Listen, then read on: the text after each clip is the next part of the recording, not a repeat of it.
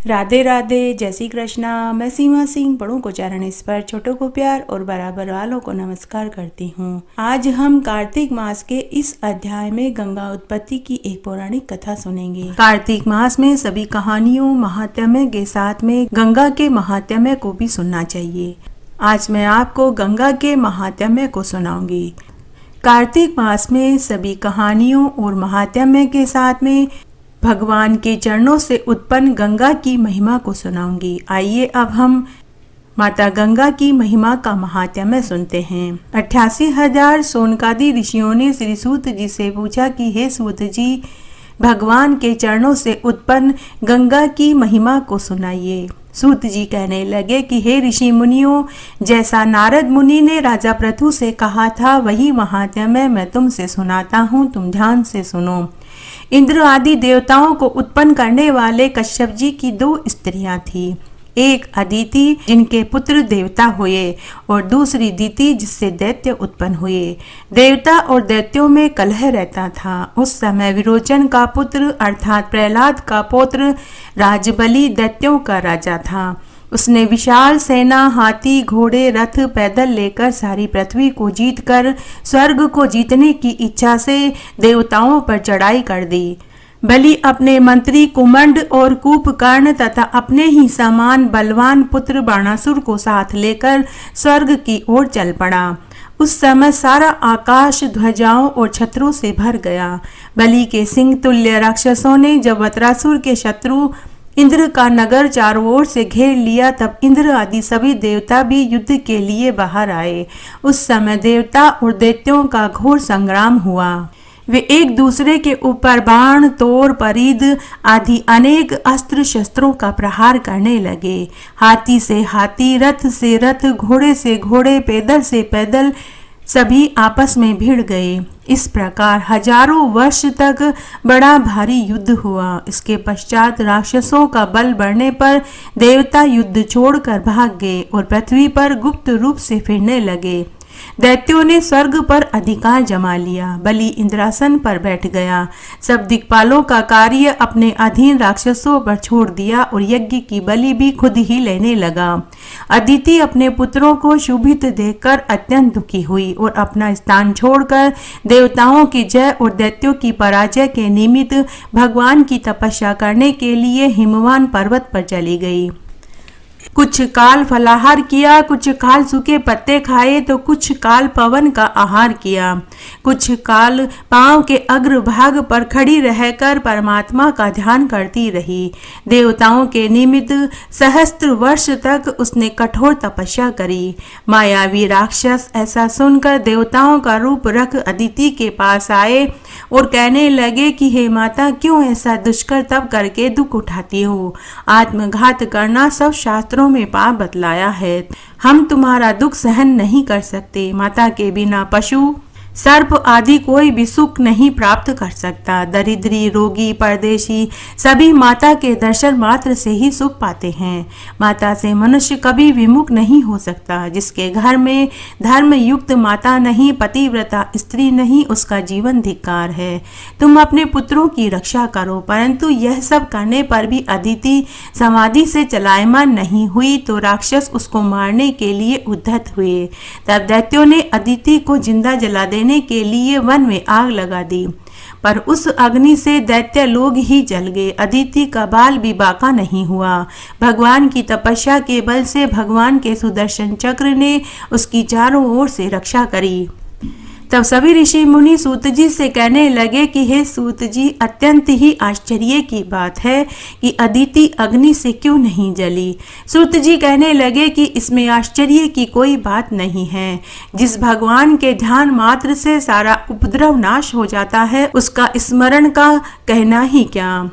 जिस समय दैत्यों की जलाई हुई अग्नि शांत हुई तो भगवान कमल नयन शंख चक्र के धारण करने वाले सम अदिति के सम्मुख आकर उपस्थित हो गए और कहने लगे कि हे देव माता, तुम्हारे इस कठिन आराधना से हम बहुत प्रसन्न हुए।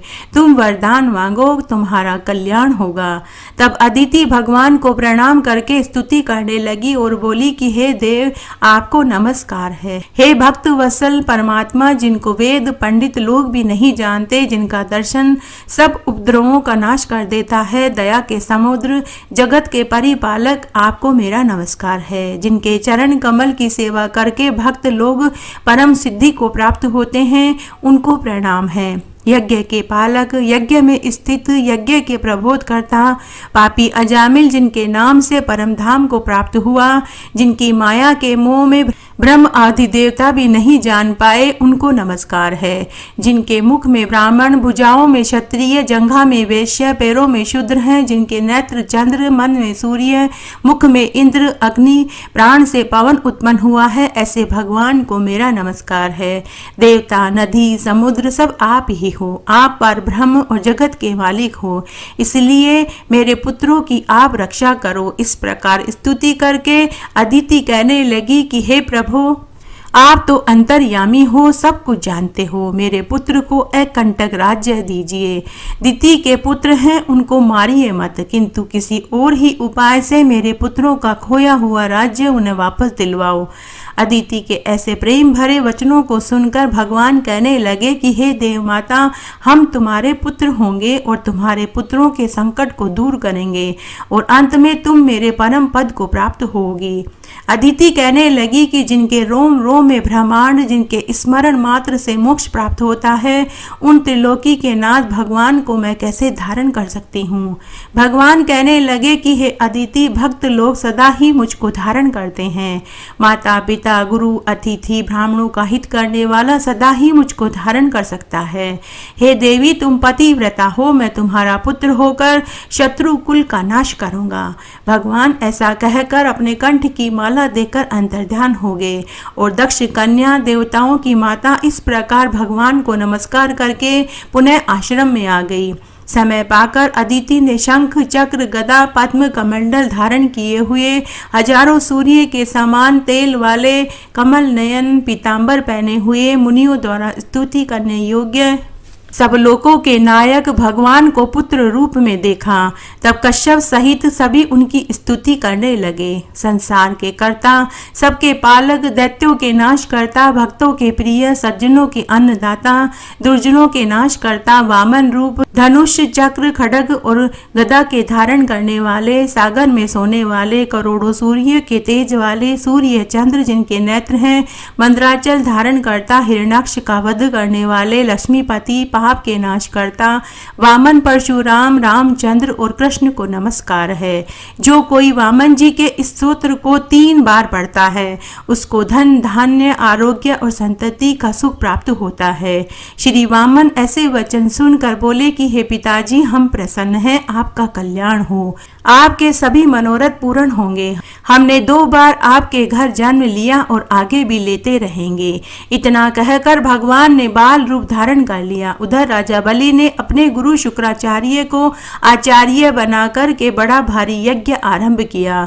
यज्ञ में लक्ष्मी जी सहित श्री विष्णु जी को यज्ञ की हवि के लिए आह्वान किया।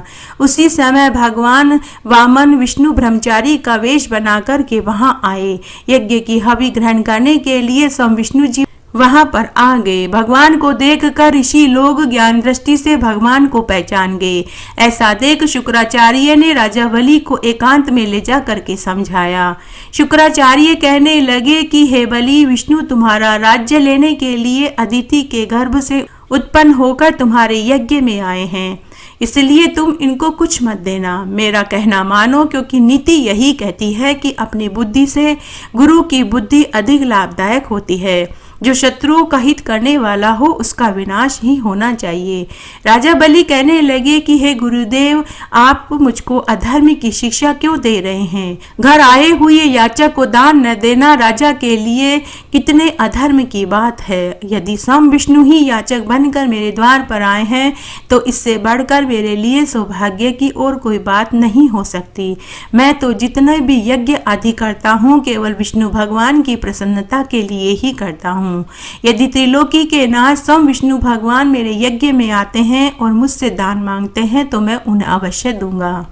यह बटुक मुझसे जो भी मांगेगा मैं अवश्य दान में दूंगा। सूत जी कहने लगे कि इतने में ही वामन रूपधारी भगवान राजा बलि के यज्ञ मंडप में पहुंच गए।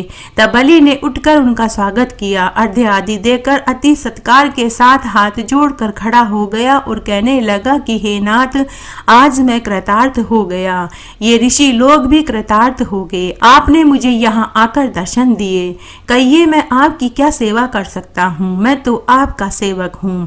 भगवान कहने लगे कि हमें तपस्या करने के लिए 3 पग भूमि चाहिए। राजा बलि यह सुनकर हंसने लगे और बोले कि हे बटुक, तुमने क्या मांगा? धन मांगते, गांव मांगते, शहर मांगते, राज्य मांगते? तब वामन भगवान बोले कि हे दैत्यराज, मेरे जैसे समदर्शी और ज्ञानी को लोभ कैसा? मुझको तो केवल 3 पग भूमि ही चाहिए जिससे कि मेरा कार्य सिद्ध हो सके। पृथ्वी का दान देना राज्य का परम धर्म है।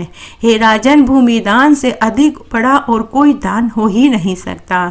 जिसने भूमि का दान किया मानो उसने सर्वस्व ब्रह्मांड का दान कर दिया हो। भूमि का दान देने वाला जन्म मरण से मुक्त होकर विष्णु के परम पद को प्राप्त हो जाता है। हे राजन, यह पृथ्वी कभी किसी के पास सदैव के लिए नहीं रहती। आज मानधाता जैसे सारी पृथ्वी को भोगने वाले राजा कहाँ रहे? जो इस चंचल लक्ष्मी के साधन से अपना सुमार्ग बनाते हैं वही धन्य है। गंगा जी के तट पर जो कोई 100 अश्वमेघ यज्ञ करे उससे भी अधिक फल भूमि दान का प्राप्त होता है, और इससे अधिक मैं तुम्हें क्या कहूँ। भूमि दान से न कोई अधिक बड़ा दान हुआ है और नहीं होगा। मैं तुमसे एक इतिहास कहता हूँ। पहले ब्रह्म कल्प में भद्रमती नाम का एक ब्राह्मण था। उसके श्रुता, सिंधु, यशोमती, शोभा, कामिनी, मालिनी नाम की 6 स्त्रियां थीं और अनेक पुत्र थे। दरिद्री भद्रमती के पास खान पान के लिए कुछ भी नहीं था। इस कारण वह स्वयं और उसकी संतान भूख से दुखी रहते थे। भद्रमती विलाप करने लगा, बिना धन के मनुष्य का जीवन धिक्कार है, अतिथि पूजन और आचारहीन मनुष्य धिक्कार है, मांगने वाले सुख रहित को धिक्कार है, गुण विद्यता, अच्छा कुल, यह सब दरिद्री को शोभा नहीं देता। बेटा, पुत्र, भाई, शिष्य, दूसरे बांधव सभी दरिद्री को छोड़कर चले जाते हैं। दरिद्री मनुष्य मुर्दे के समान होता है। इस प्रकार वह बुद्धिमान भद्रमती अपने सारे कुटुंब सहित कौशाम्बी नाम की नगरी में चला गया। वहां जाकर भद्रमती से सुघोष नाम के एक धनवान ब्राह्मण से 5 बग भूमि मांगी। ब्राह्मण ने उसको भूमि दान में दे दी, जिसके प्रताप से सुघोष विष्णु के परम पद को प्राप्त हो गया। उस भद्रमती ने भी वह भूमि किसी दूसरे ब्राह्मण को दान में दे दी, जिससे वह भी मरने के बाद मोक्ष को प्राप्त हो गया। इसलिए हे राजन, तुम भी धर्म तत्व को समझने वाले हो। मुझे भी 3 पग भूमि दान में चाहिए, जिसे हम मोक्ष को प्राप्त करने का साधन कहते हैं। इतनी बात सुनकर बलि पृथ्वी के दान का संकल्प करने के लिए जल युक्त टूटी वाला लोटा लेकर तैयार हो गया। तपोबल से शुक्राचार्य में अपना सूक्ष्म रूप बनाकर लोटे की टूटी में बैठकर जल को रोकना चाहा। वामन भगवान ने शुक्राचार्य जी की मन की बात को जान लिया और उन्होंने एक कुशा लेकर लोटे की टूटी के छिद्र में घुसा दिया, जिससे शुक्राचार्य की एक आंख फूट गई। तब बलि ने 3 पग भूमि का संकल्प भगवान को दे दिया। उसी समय भगवान ने विराट रूप बना लिया और ब्रह्मलोक पर्यंत बढ़ गए। विराट रूप भगवान ने 2 पैरों से सारा ब्रह्मांड नाप लिया और पांव के अंगूठे से ब्रह्मांड फूट गया। उस फूटे हुए मार्ग से बहुत से जल के स्रोत बहने लगे। विष्णु जी का पैर उस जल से धोया गया। निर्मल लोक पावन व जलधारा का रूप हुआ और वह जल ब्रह्मा आदि देवताओं को पवित्र करता सप्त ऋषियों से सेवित सुमेरु पर्वत के ऊपर जाकर पड़ा। वही गंगा है। ऐसा अद्भुत कर्म देखकर ब्रह्म आदि देवता ऋषि मुनि स्तुति करने लगे कि हे सबके स्वामी अनंत मूर्ति, आपको नमस्कार है। ब्रह्म आदि देवताओं में श्रेष्ठ अखिल रूपधारी परमात्मा, आपको नमस्कार है। सब ओर से नेत्र, भुजा, सिर धारण करने, बस और जानने वाले, आपको नमस्कार है। इस प्रकार भगवान ने सब देवताओं को अपना अपना स्थान दिया और बलि को रसातल में भेज दिया। तब ऋषि पूछने लगे कि हे हे सूत जी, भगवान ने बलि को रसातल में क्यों भेज दिया? सूत जी कहने लगे कि अग्नि में बिना मंत्र जो हवन किया जाता है वह, तथा अपवित्रता से कुपात्र को जो दान दिया जाता है या हवन किया जाता है वह सब बलि को दिया। इस प्रकार भगवान ने देवताओं को सुंदर स्वर्ग और बलि और राक्षसों को रसातल दिया। फिर भगवान वामन रूप में आ गए। देवताओं तथा ऋषियों ने भगवान की स्तुति करी, तब वामन तपस्या करने के लिए चले गए। इस प्रकार गंगा जी की उत्पत्ति हुई, जिसके स्मरण मात्र से ही सब पाप छूट जाते हैं। जिस मनुष्य के बाल, हाड़, नख, दंत, भस्म गंगा जी से स्पर्श करते हैं उसके उसी क्षण पापों का नाश हो जाता है और वह भगवान के परम पद को प्राप्त हो जाता है। गंगा जल के बिंदु मात्र के सेवन से ही परक का भय जाता रहता है। जो मनुष्य कार्तिक मास में इस अध्याय को पढ़ता है, सुनता है, सुनाता है, वह इस संसार के समस्त सुखों को भोग कर मरने के बाद परम पद को प्राप्त होता है। श्री नारद मुनि ने राजा पृथु से कहा कि तब जलंधर को अपनी खोज में आते हुए देखकर इंद्र आदि देवता भय से कंपित होकर वहां से भी भाग निकले। भागकर वह बैकुंठ में भगवान विष्णु के पास पहुंच गए। फिर देवताओं ने अपनी रक्षा के लिए उनकी स्तुति करी। देवताओं की उस दीन वाणी को सुनकर करुणा सागर भगवान विष्णु ने उनसे कहा कि हे देवताओं, तुम भय को त्याग दो। युद्ध में मैं शीघ्र ही उस जलंधर को देख लूंगा। ऐसा कहने के साथ ही भगवान गरुड़ पर जा बैठे। तब देवताओं सहित विष्णु जी को युद्ध क्षेत्र की ओर जाते हुए देखकर समुद्र तनिया लक्ष्मी जी के नेत्रों में जल भर आया और उन्होंने विष्णु भगवान से कहा कि हे नाथ, यदि मैं सर्वदा आपकी प्रिय हूँ और भक्त हूँ तो मेरा भाई आपके द्वारा युद्ध में कैसे मारा जाना चाहिए। इस पर भगवान विष्णु ने लक्ष्मी जी से कहा कि हे प्रिय, यदि तुम्हारी ऐसी ही प्रीति है तो मैं उसे अपने हाथों से नहीं मारूंगा, परंतु युद्ध में तो जाऊंगा ही, क्योंकि देवताओं ने मेरी बड़ी स्तुति की है। ऐसा कहकर शंख, चक्र, गदा, पद्मधारी भगवान विष्णु गरुड़ पर चढ़े हुए शीघ्र ही युद्ध के उस स्थान पर पहुंच गए जहां की जलंधर पहले से ही विद्यमान था। विष्णु जी के तेज से कंपित देवता सिंहनाद करने लगे। फिर तो अरुण के अनुज गरुड़ के पंखों की प्रबल वायु से पीड़ित हो दैत्य इस प्रकार घूमने लगे जैसे आंधी से बादल आकाश में घूमते हैं। तब अपने वीर दैत्यों को पीड़ित होते देखकर जलंधर ने क्रुद्ध होकर भगवान विष्णु को अद्भुत वचन कहकर उन पर कठोर आक्रमण कर दिया। दैत्यों की तीक्ष्ण प्रहारों से व्याकुल देवता इधर उधर भागने लगे। तब इंद्र आदि को इस प्रकार भयभीत देखकर गरुड़ पर चढ़े भगवान युद्ध में आगे बढ़े। उन्होंने अपना सारंग नामक धनुष उठाकर बड़े जोर से टंकार किया, जिससे पूरा त्रिलोक गूंज उठा। पल मात्र में ही भगवान विष्णु ने हजारों दैत्यों के सिर काट गिराए। यह देखकर जलंधर के क्रोध की सीमा न रही। फिर तो भगवान विष्णु और जलंधर का महान संग्राम हुआ। बाणों से पूरा आकाश भर गया। सभी लोग आश्चर्य करने लगे। भगवान विष्णु ने अपने बाणों के वेग से उस दैत्य की ध्वजा, क्षेत्र, धनुष, बाण काट डाले और एक बाण से उसकी छाती में प्रहार किया। इससे व्यथित हो उसने अपने प्रचंड गदा उठाकर गरुड़ के मस्तक पर दे मारा। गरुड़ पृथ्वी पर गिर पड़ा। साथ ही क्रोध से उस दैत्य ने अपने होठ काट डाले और भगवान विष्णु की छाती में भी तीक्ष्ण बाण दे मारा। इसके उत्तर में भगवान विष्णु ने भी उसकी गदा काट डाली और अपने शारंग धनुष पर बाण चढ़ाकर उसको भेदना आरंभ कर दिया।